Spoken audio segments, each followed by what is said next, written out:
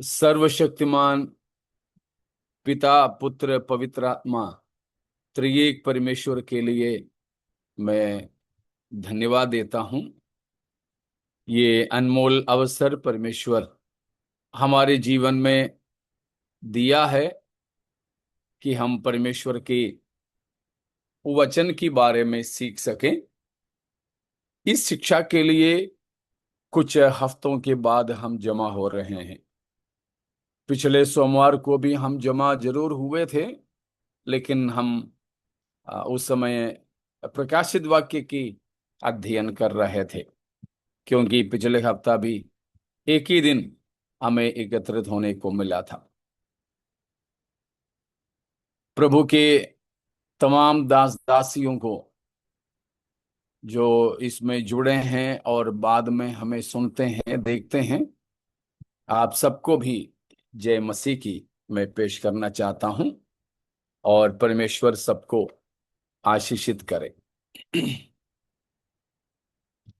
हम लोग सोमवार सोमवार परमेश्वर की वचन के बारे में सीख रहे हैं। तो आपको शायद याद हो, पिछले कुछ दिन तो हो गए हैं कि हम लोग परमेश्वर की वचन के बारे में क्या शिक्षा पा रहे थे, क्या सीख रहे थे, कहां तक हमने सीखा।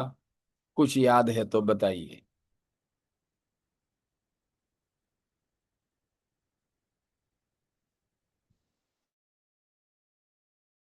किसी को भी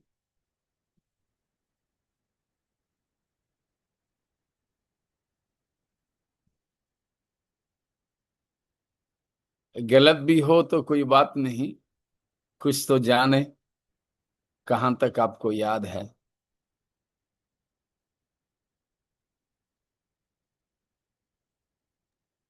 पास्टर जी, परमेश्वर का वचन परमेश्वर की ओर से अलग अलग हम प्रूफ्स को देख रहे थे।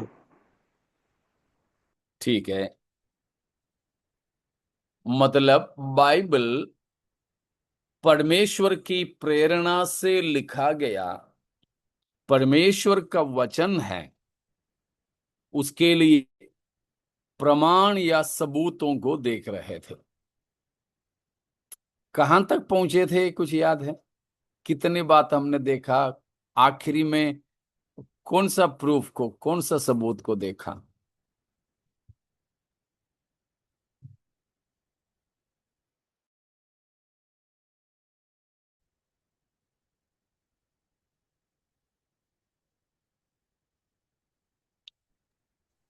प्रॉफिटिकल एक्यूरेसी। प्रॉफिटिकल एक्यूरेसी। ठीक है। बाइबल से लिखा गया परमेश्वर का वचन है। उसके लिए हमने अलग अलग सबूतों को देखा।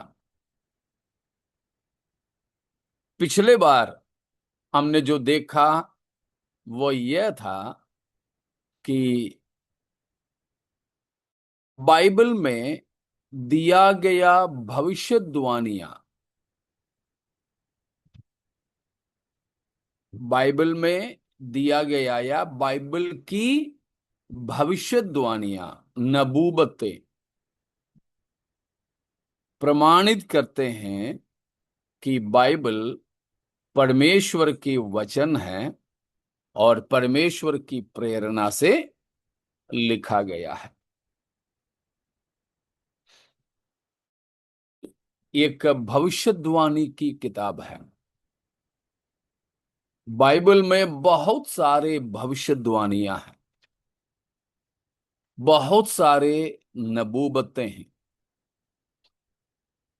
इसीलिए बाइबल को एक प्रोफेटिकल बुक, नबूबत की किताब कहने में गलत नहीं है। बाइबल के अंदर ऐसी भविष्यवाणियां हैं जो अब तक पूरा हो चुके हैं, और ऐसे भी भविष्यवाणियां हैं जो अभी पूरा हो रहे हैं, और ऐसी भविष्यवाणियां और बाकी है जो भविष्य में पूरा होंगे। ठीक है, मैंने तीन बात कहा। बाइबल की तीन प्रकार की भविष्यवाणियां हैं। पहला, अभी तक पूरा हो चुके भविष्यवाणियां। दूसरा, अभी वर्तमान में हमारे आंखों के सामने पूरा हो रहे हैं भविष्यवाणियां।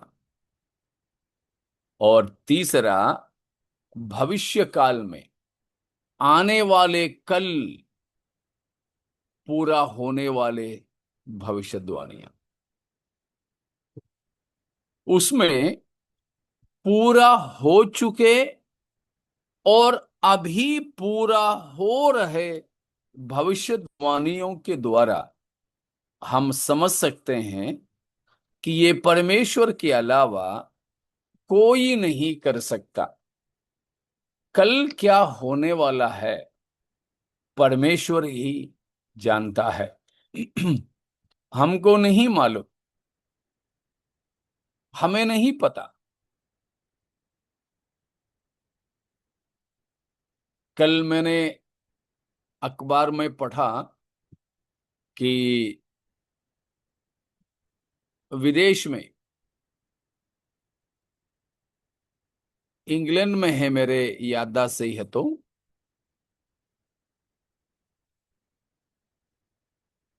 एक औरत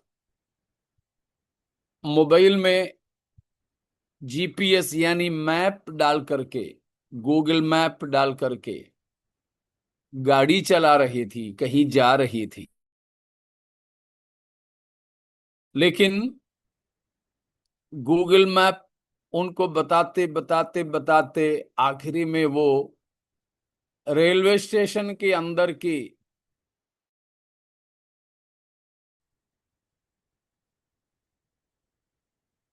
पिछले साल हमारे भारत में ऐसे कई घटनाएं हुई। गूगल मैप देख करके चलते गए, गाड़ी चलाते गए। कुछ लोग जाकर के नदी में गिरे, कुछ लोग जाकर के जंगल में फंसे। एक बार मुझे भी हुआ था, केरल में ही। कहीं शादी में जा रहा था मैं और बेटा।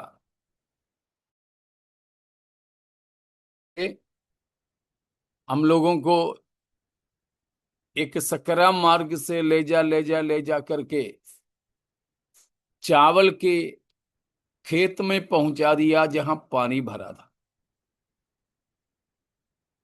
मतलब आगे क्या है, मनुष्य को नहीं पता।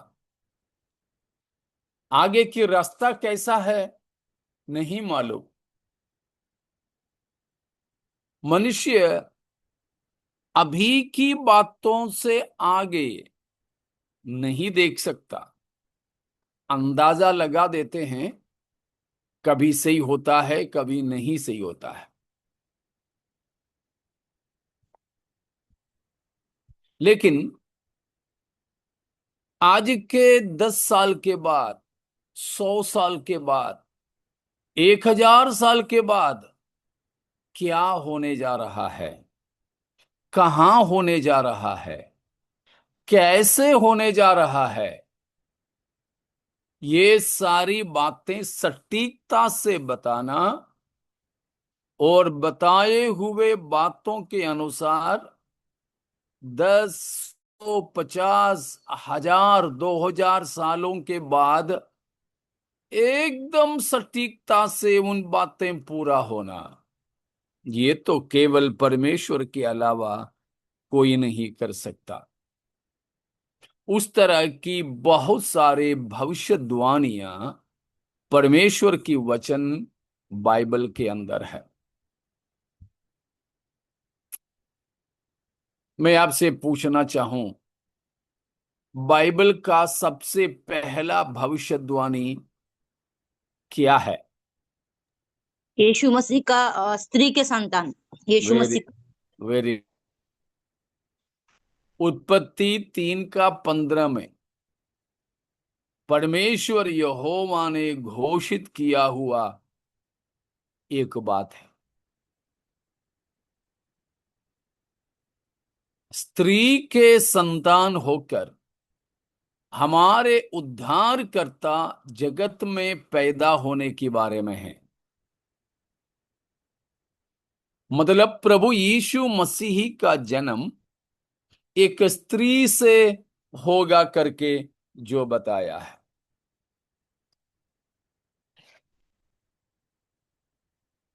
उत्पत्ति 3:15 पढ़ लीजिएगा।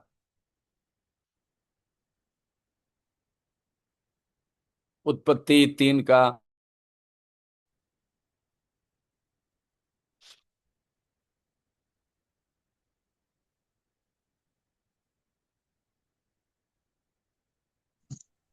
और मैं तेरे और इस स्त्री के बीच में और तेरे वंश और इसके वंश के बीच में बैर उत्पन्न करूंगा। वह तेरे सिर को कुचल डालेगा और तू उसकी एड़ी को डसेगा।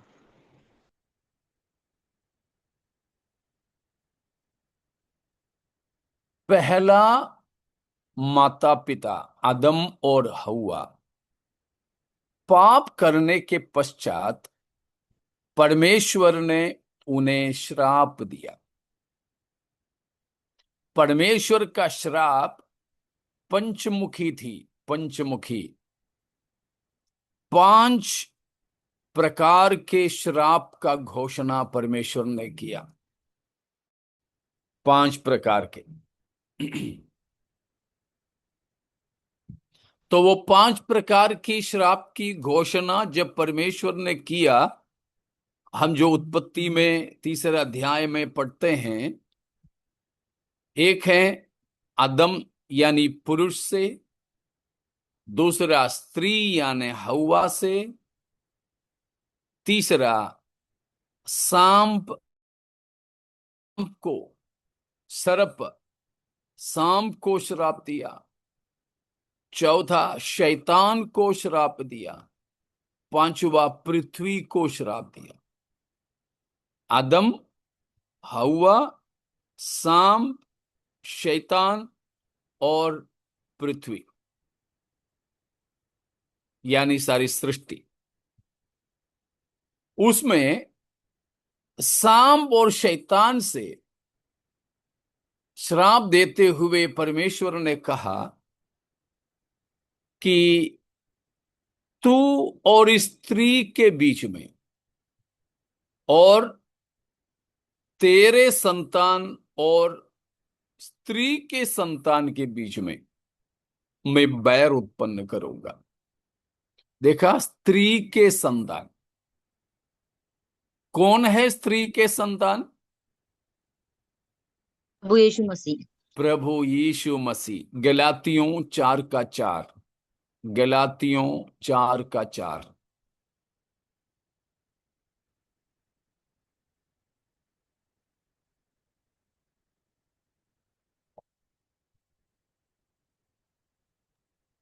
परंतु जब समय पूरा हुआ तो परमेश्वर ने अपने पुत्र को भेजा, जो स्त्री से जन्मा और व्यवस्था के अधीन उत्पन्न हुआ।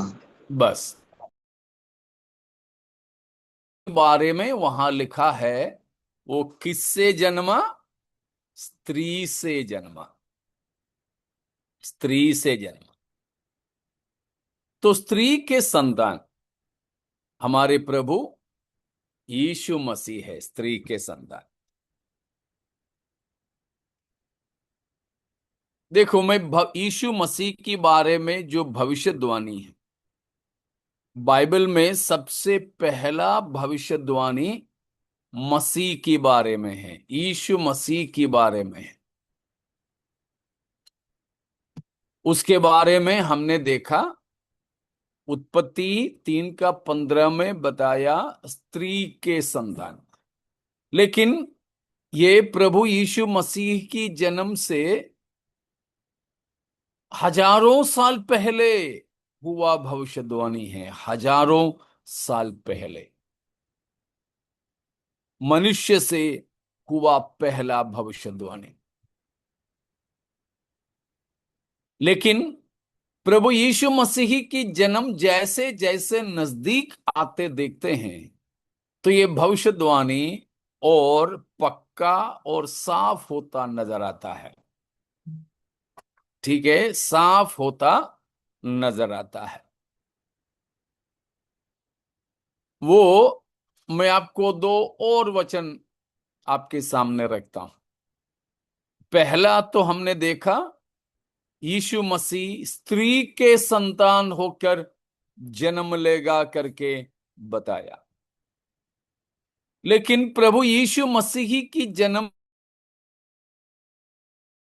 700 वर्ष पहले, यीशु मसीह की जन्म से करीब 700 वर्ष पहले एक भविष्यवाणी हुआ जो और भी सटीक था। पढ़िए यशायाह 7 का 14वीं वचन, यशायाह 7 का 14वीं वचन।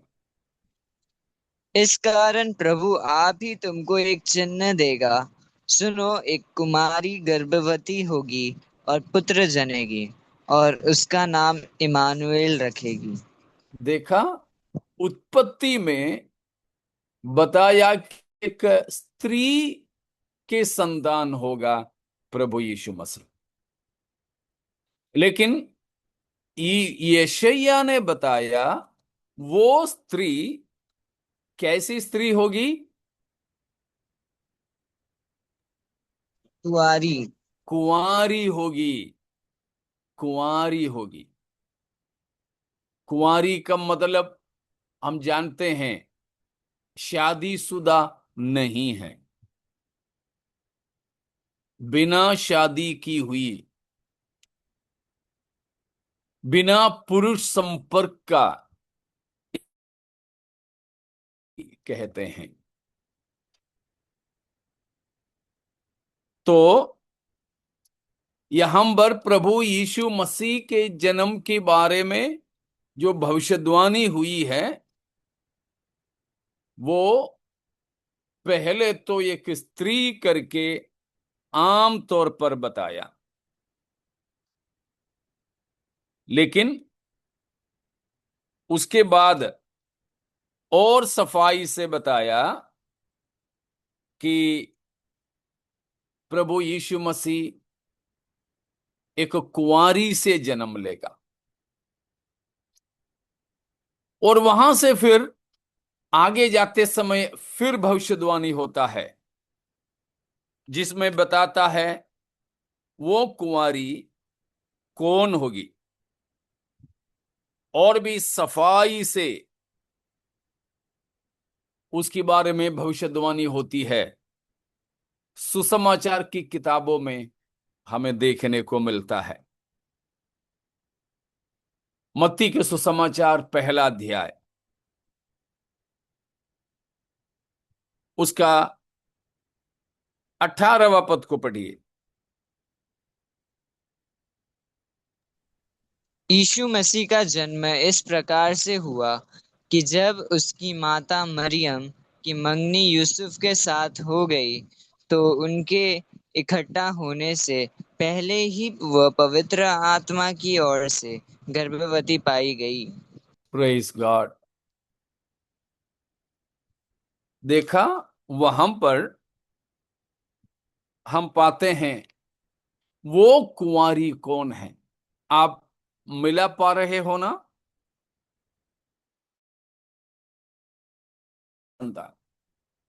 यशायाह में बताया वो स्त्री एक एक कुंवारी। कुंवारी होगी। मत्ती में जब आया, यीशु मसीह के जन्म से ठीक करीब 1 साल पहले बताया वो कुंवारी कौन है। कौन है? माता मरियम। मरियम है, कुंवारी मरियम है। देखा, सफाई सफाई से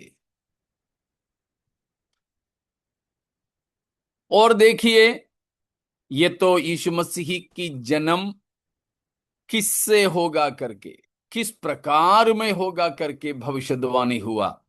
तो भविष्यवाणी पूरा होने के लिए नजदीक आते हैं तो वो और साफ साफ साफ साफ होते चला जाता है। अब एक और बात देखिए, मीका, मीका की नबूवत, मीका 5 अध्याय,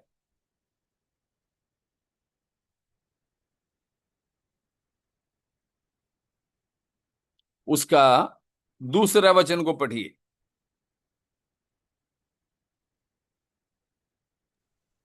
हे बेथलेहम एप्राता, यदि तू ऐसा छोटा है कि यहूदा के हजारों में गिना नहीं जाता, तो भी तुझ में से मेरे लिए एक पुरुष निकलेगा जो इस्राएलियों पर प्रभुता करने वाला होगा, और उसका निकलना प्राचीन काल से वरन अनादि काल से होता आया है। Praise God. ये भी, मीका नबी भी करीब यशायाह नबी के समय का है। मतलब प्रभु यीशु मसीह की जन्म से करीब 700 वर्ष पहले यहां मीका नबी के द्वारा भविष्यवाणी हुई है। यीशु मसीह का जन्म कहाँ होगा, कहाँ होगा। अभी तो इतना सारे अस्पताल है, इतने सारे डॉक्टर लोग हैं, और मैं जानता हूं कुछ गर्भवती महिलाओं को एक से ज्यादा अस्पतालों में दिखाते हैं, एक से अधिक डॉक्टरों से दिखाते हैं। इसीलिए कुछ दिन पहले मैंने ऐसे एक दो परिवारों को देखा। जब वो परिवार ने बताया कि उनके परिवार में बालक आने वाला है, तो मैंने पूछा, बहन को डॉक्टर दिखाते हैं ना? तो बोला हाँ। कहाँ? बोला एक तो सरकारी में भी, एक प्राइवेट में भी, 2 जगह हम लोगों ने नाम लिखवाया है। क्यों? हाँ, अगर एक जगह पे कोई दिक्कत है तो दूसरा जगह पे हो जाए। इतना सब कुछ है आजकल तो, पूरे साउंड से नहीं तो ये जांच वो जांच से हमको रिपोर्ट मिल जाते हैं कि डिलीवरी कब होगी, डिलीवरी कब होगी। हम पूरी तैयारी कर लेते उस दिन के लिए, ज्यादातर उसी दिन डिलीवरी हो भी जाता है। फिर भी हमको नहीं मालूम घर पे होगा, सरकारी अस्पताल में होगा, प्राइवेट होगा, माइकी में होगी, पता नहीं, पता नहीं। लेकिन यहां देखो, जन्म से 700 वर्ष पहले बता दिया प्रभु यीशु मसीह का जन्म कहाँ होने वाला है। तो प्रभु यीशु मसीह के बारे में ही बताई गई ये भविष्यवाणियां इतने सारे हैं कि बिल्कुल पढ़ने वालों को, समझने वालों को हैरान कर डालेगी कि ये कैसे हो सकता है। एफराता, बेतलहेम, यहूदिया, तो यहूदिया देश के बेतलहेम के एफराता में दाऊद राजा के घराने में मरियम नाम की एक कुंवारी के द्वारा प्रभु यीशु मसीह की पैदाइश होने का भविष्यवाणी हमारे प्रभु यीशु मसीह की जन्म से हजारों साल पहले ही हो चुके। इस तरह भविष्यद्वक्ताओं के भविष्यवाणियों के अनुसार पैदा हुआ, बड़ा हुआ, सेवकाई किया, मारा गया, गाड़ा गया, जी उठा यीशु मसीह वैसा भविष्यवाणी के अनुसार होने वाला कोई पैदाइश मसीह के समान और किसी का भी। तो इस तरह बहुत सारे भविष्यवाणियां बाइबल पवित्र शास्त्र में हैं। वो एक एक एक करके पूरा होते चले जा रहे हैं। यीशु मसीह के ही जीवन में पूरा हुए कुछ भविष्यवाणियां हैं जो मैंने आपको बताया।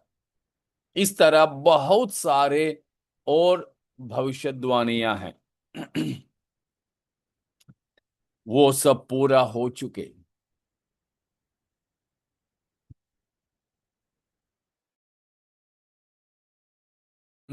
सेवकाई, पकड़ाए जाना, मृत्यु, गाड़े जाना, जी उठना, स्वर्ग उठा लिया जाना, पवित्र आत्मा भेजना के जीवन में पूरे हो चुके हैं।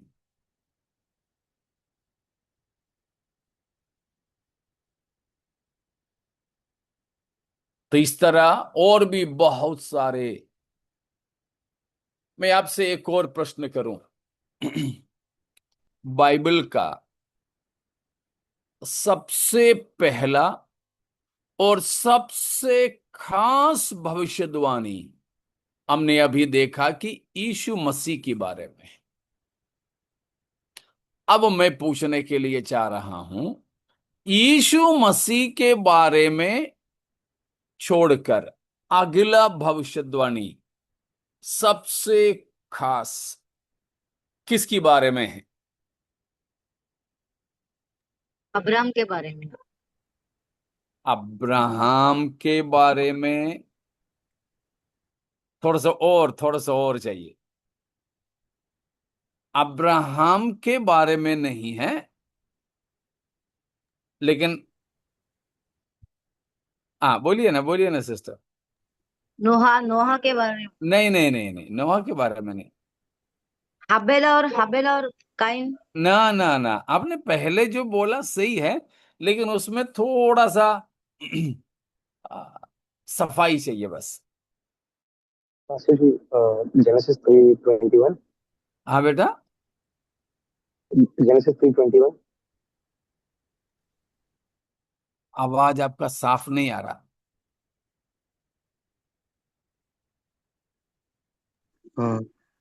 पास्टर जी, ये जेनेसिस 3:21। 3:21 में क्या है? The Lord made garments of skin from Adam, for Adam and his wife, and नहीं नहीं suited नहीं, them. वो सब भी मसीह, यीशु मसीह के उसमें ही आएगा।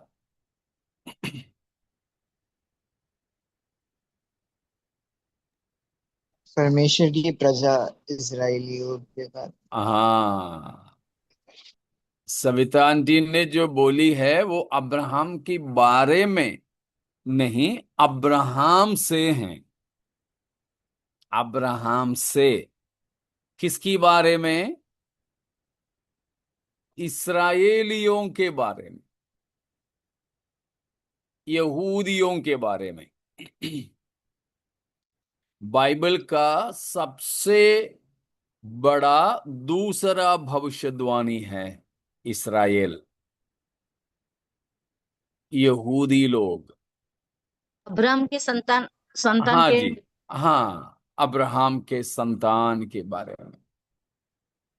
तो अब्राहम के संतानों के बारे में, वो अब्राहम का पहला जो बेटा हाजिरा में पैदा हुआ इश्माएल के बारे में भी, और वायदे का संतान जो सारा में पैदा हुआ इसहाक के बारे में भी। तो उसमें इश्माएल और वंश के बारे में जरूर बताया है, लेकिन वह बता करके थोड़ा सा ही, ज्यादा नहीं, भावों के बारे में। जैसे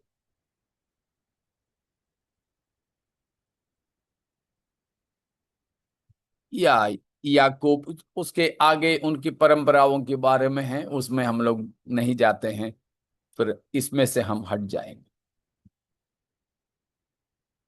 परमेश्वर ने इब्राहिम से इस संतानों के बारे में बताया, इसराइलियों के बारे में।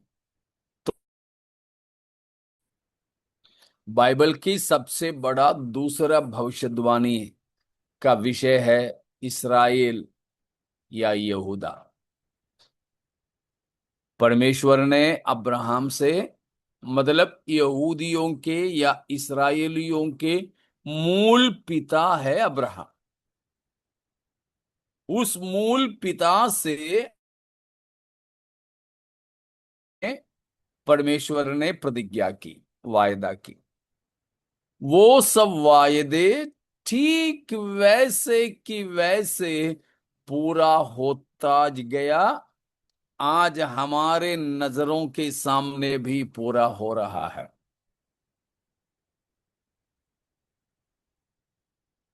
आज हमारे दृष्टि के सामने भी इस्राएल के बारे में परमेश्वर की वायदे, भविष्यवाणियां सटीकता से पूरा होते चले जा रहे हैं।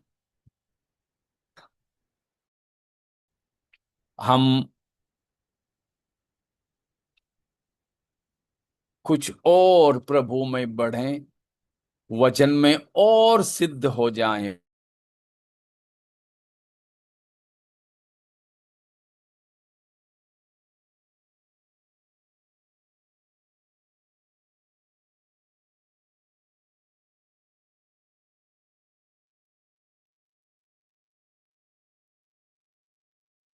आवाज आ रही है ना? आ रही है, आ ठीक है, रही है। ठीक है, ठीक है। तो बीच में कट गया था, इंटरनेट शायद चला गया था। तो कहां तक सुने थे आप लोग? यहूदा और इस्राएल के बारे में, जो अब्राहम को दूसरी भविष्यवाणी। ठीक है। तो हम ये देख रहे थे कि बाइबल की सबसे पहला और बड़ा वायदा या भविष्यवाणी मसीह है, और दूसरा इस्राएल है। अगर इस्राएलियों के बारे में परमेश्वर की वाणी, भविष्यवाणियों के बारे में हम सीखें, तो प्यारो, हम लोग चकित हो जाएंगे। छोटी छोटी सी बातों में भी परमेश्वर की भविष्यवाणियां पूरी हुई है इसराइल के संबंध में। इसराइल के संबंध में।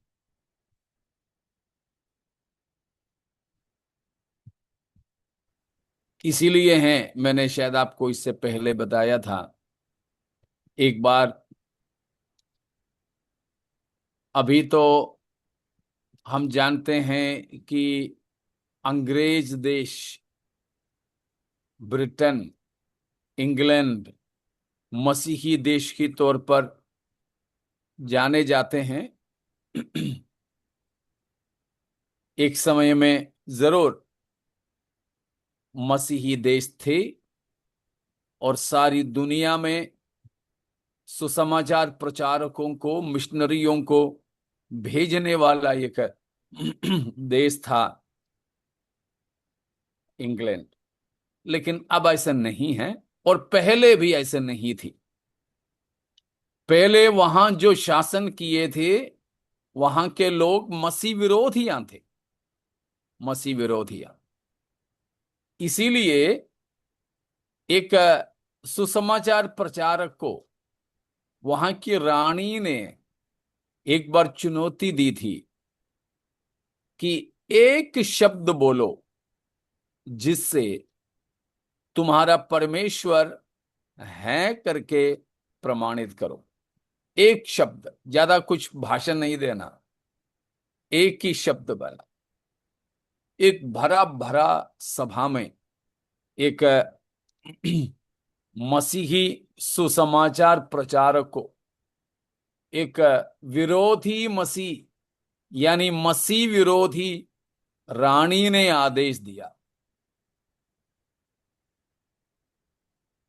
वो चुनौती ये सुसमाचार प्रचारक ने स्वीकार कर ली। लोगों के मन में विचार, एक शब्द में ये परमेश्वर के अस्तित्व को कैसे साबित करेगा। लेकिन ये सुसमाचार प्रचारक भरे सभा में रानी की सामने, वो भी बड़ी क्रूर स्वभाव वाली रानी की सामने खड़ा हुआ और सबका नमस्कार करते हुए कहा, मैं एक ही शब्द में मेरे परमेश्वर के अस्तित्व को साबित करने जा रहा हूं। रानी ने बोला, यस तुम बोल सकता है।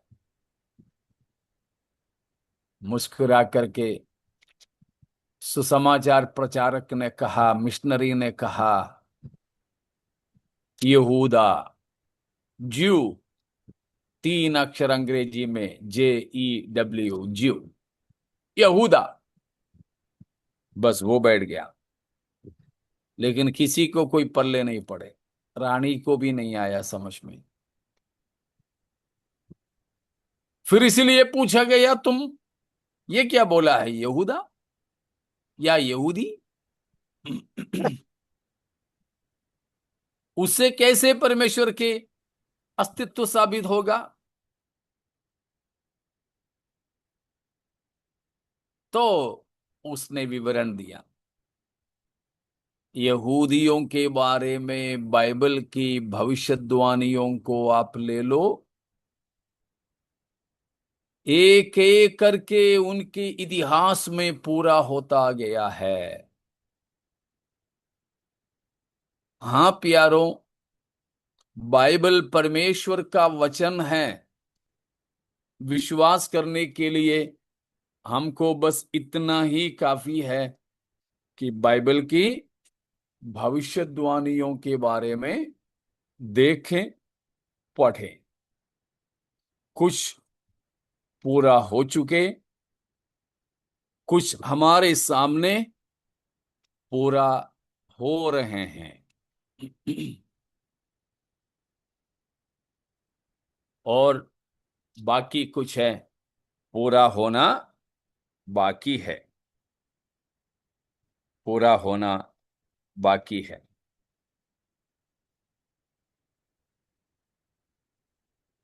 तो देखो, परमेश्वर की वचन के अंदर यीशु मसीह के बारे में, इस्राएल के बारे में, अन्य जाति की देशों के बारे में, जेंटाइल वर्ल्ड, अन्य जाति की देशों के बारे में, प्रकृति के बारे में, मौसम के बारे में, मौसम के बारे में,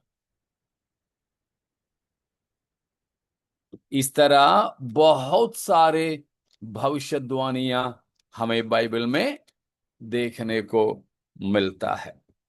ठीक है। तो इस्राएल, मसीह, अन्य जातियां, अन्य जातियां, और वहां से उस प्रकार चलते जाएंगे तो कुछ विशेष जगहों के बारे में, कोई विशेष जगह या शहरों के बारे में, जैसे अभी जो यरूशलेम में हो रहा है, बाबुल यानी इराक में, अभी जो चल रहा है ईरान के विषय में, रशिया रूस के बारे में, इस तरह स्पेसिफिकली कोई कोई देशों के बारे में, शहरों के बारे में दिया गया भविष्यवाणियां भी पूरा हो रहा है, पूरा हो रहा है। वैसा ही है, किसी किसी व्यक्तियों के बारे में बताया गया भविष्यवाणियां बाइबल में है, किसी किसी व्यक्तियों के बारे में। आप उसके लिए देख सकते हैं यशायाह 45वां अध्याय, यशायाह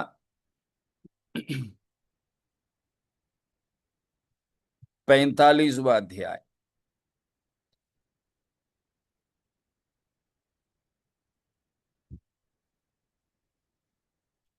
या 45 में पहुंचने से पहले आप 44 में जाकर के देखिए, 44 का 28, 44:28।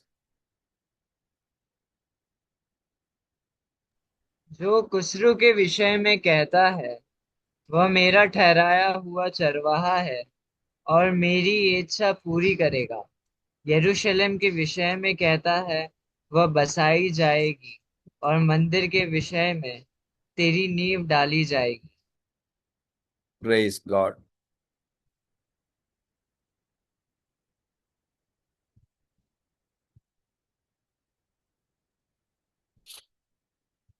किसके विषय में? यरूशलेम के विषय में। नहीं, एक व्यक्ति का नाम लिया है वहां। विषय और यानी यीशु क्रिस्त। ना ना ना ना ना। कोरेशा कोरेशा विषय में। हाँ, कोरेश के बारे में, खुसरो के बारे में। हिंदी में खुसरो, अंग्रेजी में साइरस, मलयालम में, मराठी में कोरेश। देखो, उसकी जन्म से कई वर्ष पहले एक राजा था, एक राजा था वो।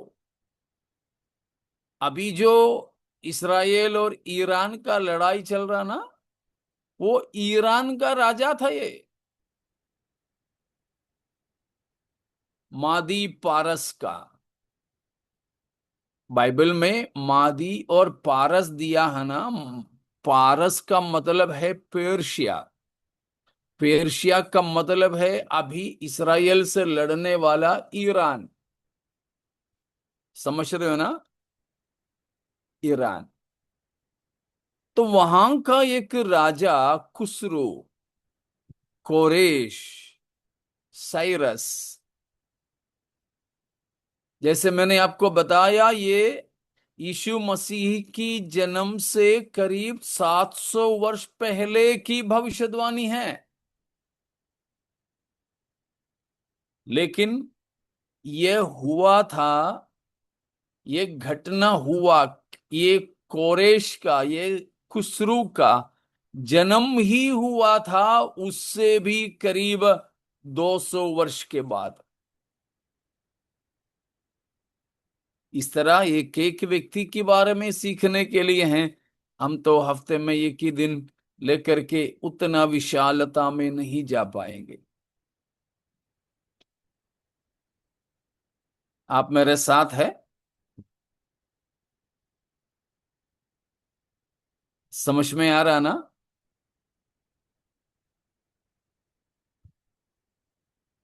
तो भविष्यवाणियां, बाइबल की भविष्यवाणियां क्या प्रमाणित करती है? समझ में आया तो बताइए, भविष्यवाणियां क्या साबित करती हैं, प्रमाणित करती हैं?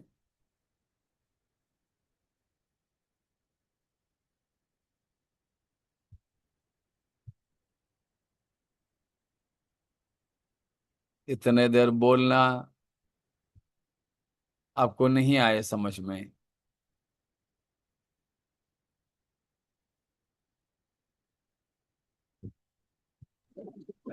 परमेश्वर है। नहीं।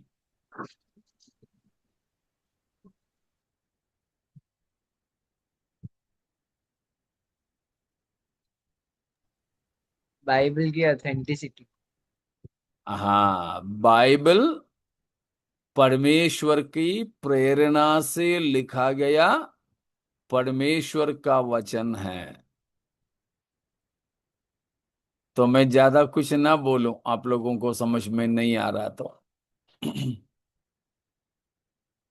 हम तो उसी विषय में सीख रहे हैं ना,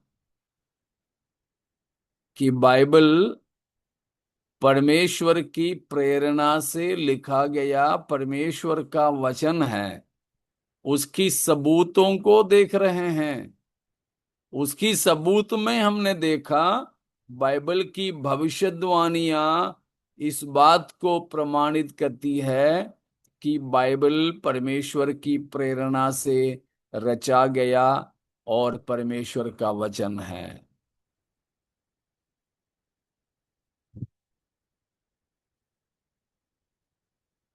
ठीक है, मैं तो ज्यादा ना बोलूं वो ठीक लगता है मुझे।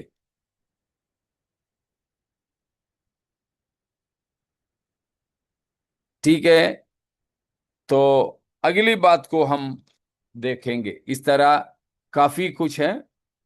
आ, अब अगली बात। अभी कितने बात हो गए? परमेश्वर का वचन है, बाइबल परमेश्वर की प्रेरणा से रचा गया है। उसकी सबूत में कितनी बातें हो गई? आप लोग लिख रहे हैं तो नंबर कुछ डाला होगा।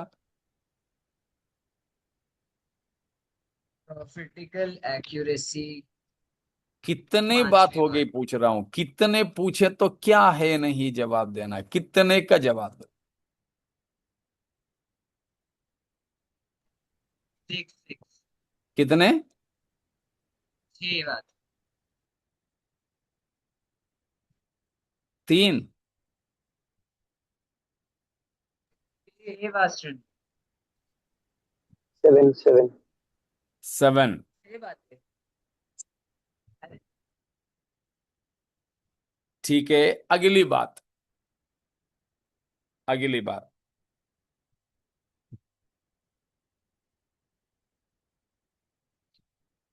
बाइबल ने विश्व भर में जो प्रभाव डाला है,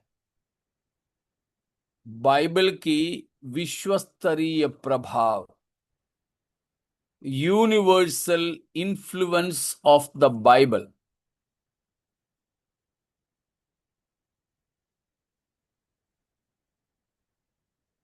upon the Nations, universal influence of the Bible upon the Nations.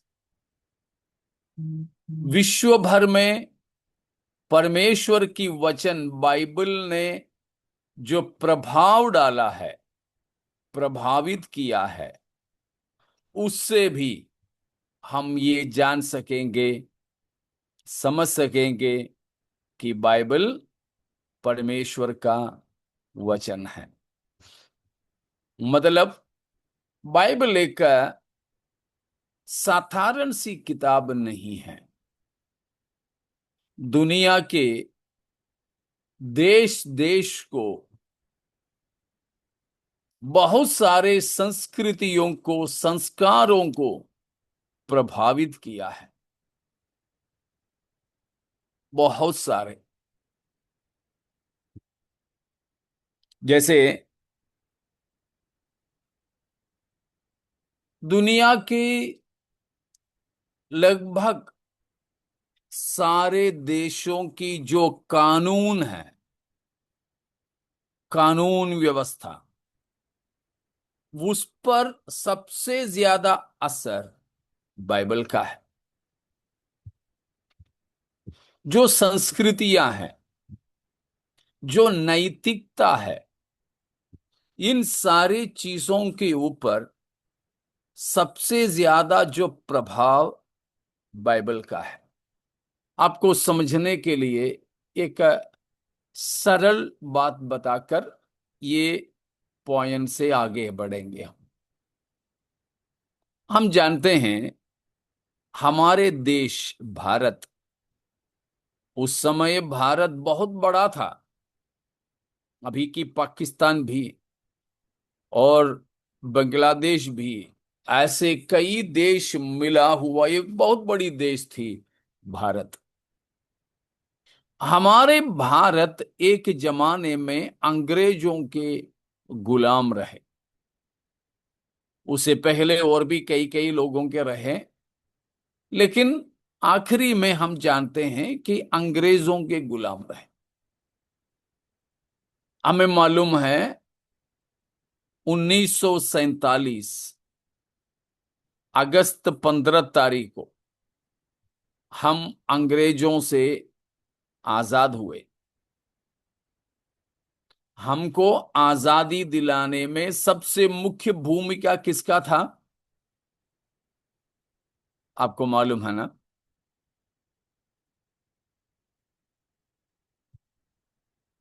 Mahatma Gandhi, Mahatma ji. इसीलिए ही महात्मा जी को हमारे राष्ट्रपिता कहते हैं, भारत के राष्ट्रपिता।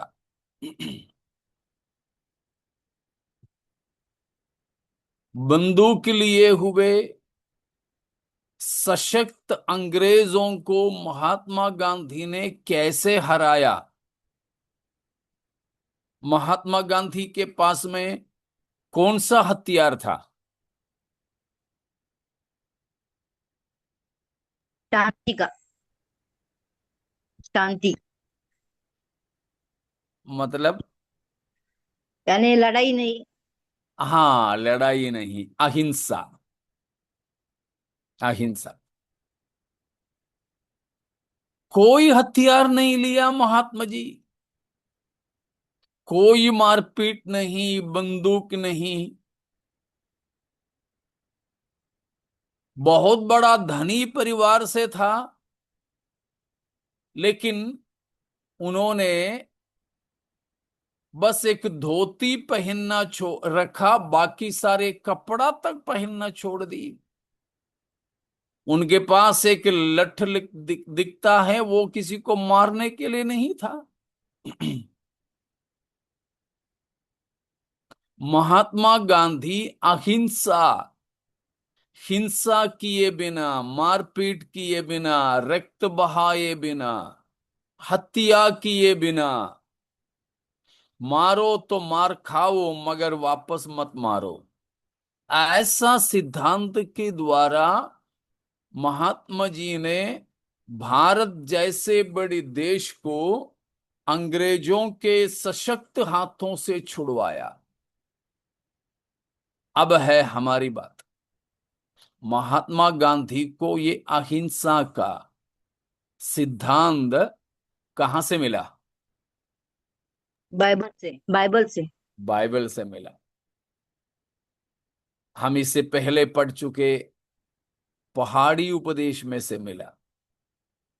प्रभु यीशु मसीह ने यहां कहा था, तुम्हारे एक गाल पर कोई मारे तो उसको दूसरा भी दिखा देना। देखो, महात्मा गांधी जैसा उसी प्रकार एक व्यक्ति था साउथ अफ्रीका में, दक्षिण अफ्रीका में। उनका नाम शायद आप लोगों को किसी को मालूम हो, नेल्सन मंडेला। Nelson Mandela. देखो प्यारो, इस तरह की कितने सारे लोगों को, संस्कार को, संस्कृति को, नियमों को, कानून व्यवस्था को, सब बाइबल ने प्रभावित किया। ये विश्व स्तरीय बाइबल का प्रभाव भी इस बात को प्रकट करते हैं कि बाइबल परमेश्वर का वचन है। ठीक है। अब आगे को हम जाएंगे। इतने में कोई शक है आपको तो पूछ सकते हैं।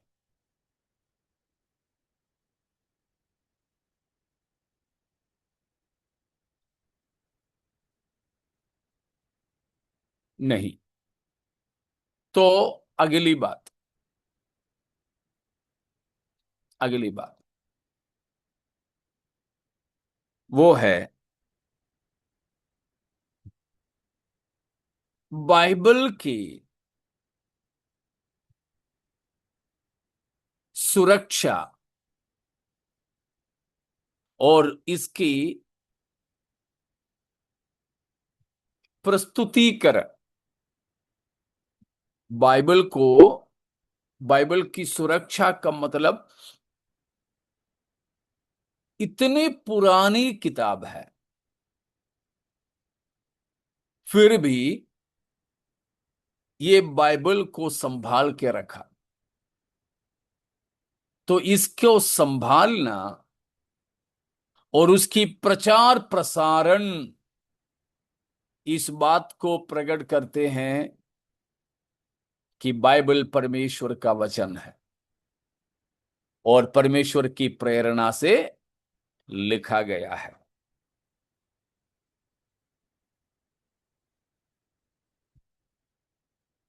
मतलब हमें मालूम है बाइबल कोई एक किताब नहीं है, उसमें कितने किताबें हैं हमें मालूम है। 66 किताब है, 66 बुक्स। एक ही साल में लिखा था।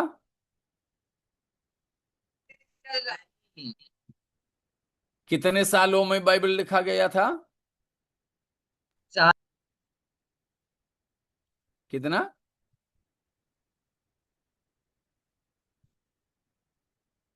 क्या सैमुअल रोहन कितने बोले?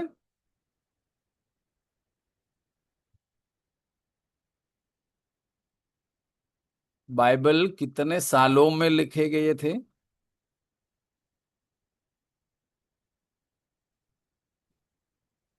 आप लोग सब भूल गए।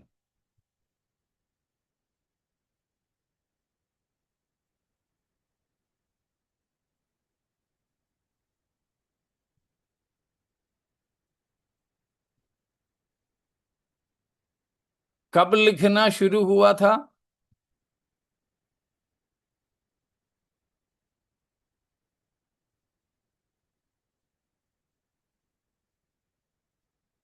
सबसे पहला पॉइंट में हमने ये इन्हीं बातों को सीखे थे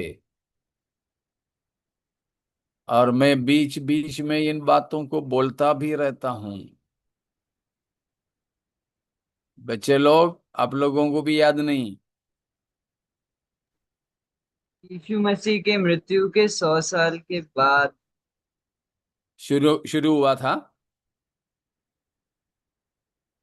मैंने पूछा क्या है, आपने जवाब दिया क्या है? सामुएल, मैंने पूछा क्या ये लिखना कब शुरू हुआ? पास्टर जी, पूरा बाइबल लिखना मूसा के समय से शुरू हुआ। ठीक है, सामुएल सुन लिया ना पापा ने क्या बोला? मूसा के समय से। मूसा के समय क्या था, कब था? कल भी आपके घर पे मैंने बोला था ये बात। मूसा का समय के बारे में आपके घर पे कल भी मैंने बोला था। करीब 24 घंटा ही हुआ अभी।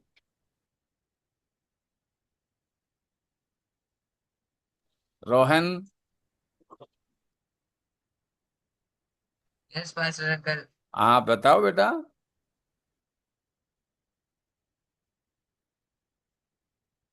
मूसा का समय था यीशु मसीह की जन्म से चार पंद्रह हजार सौ साल 1500 वर्ष पहले।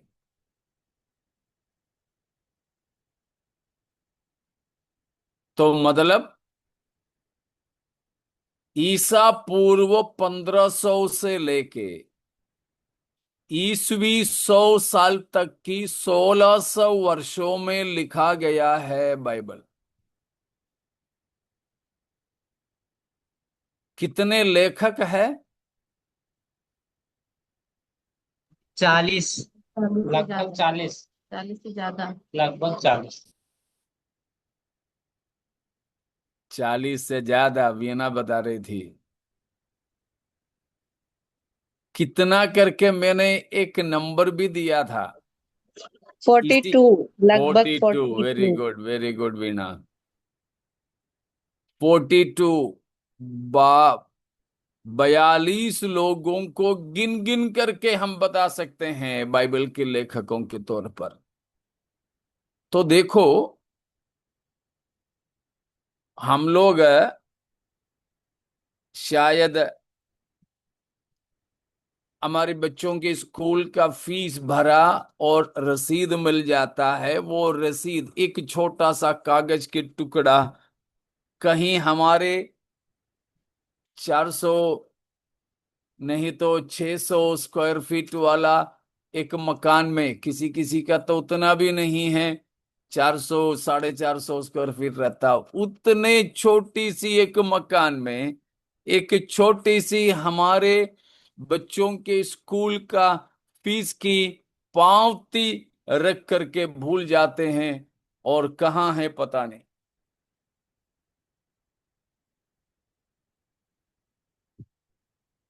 मालूम नहीं रहता है, कहाँ गायब हो जाता है मालूम नहीं। तब है देखो, यहां 1600 वर्षों में लिखे गए 42 लोगों से ज्यादा शायद लोगों के द्वारा लिखे गए बहुत बड़े बड़े जानवरों के चमड़ों में लिखे गए, उसका नाप वगैरह है, लिखे गए। ये बाइबल संभाल के रखने के लिए उस समय दूसरा कोई चारा नहीं। तमाम प्रतिकूल परिस्थितियां हैं। अभी तो हमारी मोबाइल के, हमारे कंप्यूटर के, लैपटॉप की सारी चीजें हम बैकअप कर सकते हैं पेन ड्राइव में, इसमें उसमें, नहीं तो क्लाउड रिकॉर्डिंग्स में वगैरह वगैरह। तो हमारी पूरा लैपटॉप वगैरह भी खराब हो तो भी वो सामान हमने जो किया है वो नष्ट नहीं होगा। इस तरह आज तो संभाल के रख सकते हैं, लेकिन उस समय ऐसे कोई प्रावधान नहीं था।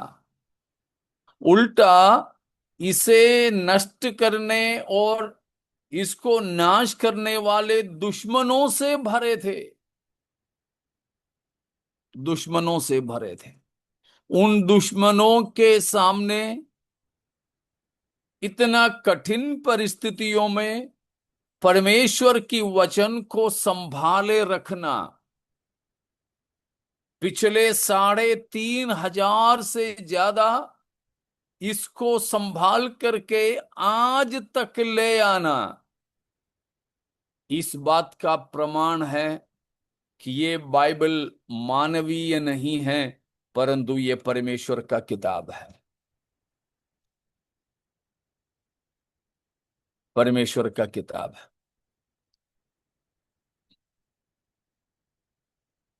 आज से करीब 60 65 साल पहले, आज से करीब 60 65 साल पहले, कल मैंने हमारी कलीसिया में बताया, मृत सागर की किनारे में, मृत सागर के किनारे से एक चरवाहा लड़का अनपढ़ है, अंगूठा छाप है, भेड़ बकरियों चराना आता है उसको, बस भेड़ बकरियों के साथ जंगलों में रहता है। उसको एक मटका मिला, एक लंबा मटका। ला ये मृत सागर की किनारों में बहुत गुफाएं हैं। उन गुफाओं में से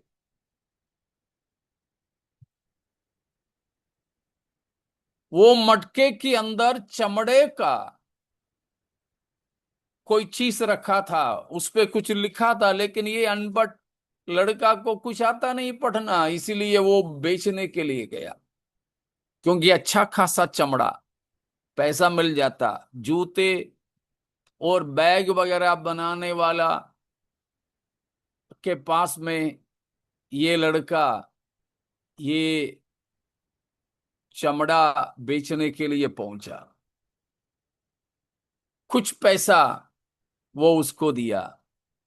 उस समय है वहां पर एक ऑर्थोडॉक्स कलीसिया का पादरी वो चमड़े की दुकान में, जूते की बैग बेल्ट वगैरह बनाने वाले चमड़े की दुकान में पहुंचा। उसने ये चमड़े का चीज को देखा। वो इब्रानी यूनानी भाषा वगैरह सीख चुका एक पादरी था। उन्होंने इसको देखकर तुरंत पहचाना, अरे ये तो बाइबल की किताब है, इसमें जो पुराने नियम की चीजें लिखी हुई है। उस पादरी ने उतना ही पैसा देख करके उससे वो पूरा चमड़ा खरीद लिया। बोला कि तुम जितने पैसे से खरीदा उतना पैसा मैं देता हूं, ये मुझे दे दो।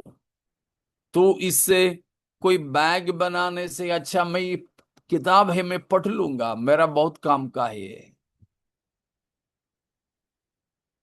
आपको मालूम है, पुराने नियम के लगभग, पूरा नहीं, लगभग सभी किताबों की चमड़े में लिखे हुए कॉपियां आज से करीब 60-65 साल पहले ये जो मृत सागर की किनारों की गुफाओं में से मिले, बड़े बड़े मटकों में बंद रखे हुए। पता है आपको ये कब रखे गए थे और कितने साल वहां रखे गए थे? 1900 वर्ष से ज्यादा, 1900 वर्ष से ज्यादा ये चर्म में, ये चमड़ों में लिखे गए पुराने नियम की किताबें इन गुफाओं में रखे गए। आप हैरान हो जाओगे सोचोगे तो। 1900 वर्ष से ज्यादा इन किताबों को इन आवारे गुफाओं में किसने संभाल के रखा? कुमरान कम्युनिटी करके एक समाज थी, यहूदी लोग थे, लेकिन शादीशुदा वगैरह न करते हुए यहूदियों में से सामाजिक जीवन, पारिवारिक जीवन सब छोड़कर इन गुफाओं में वे आकर के सन्यासी की जिंदगी बिताने लगे,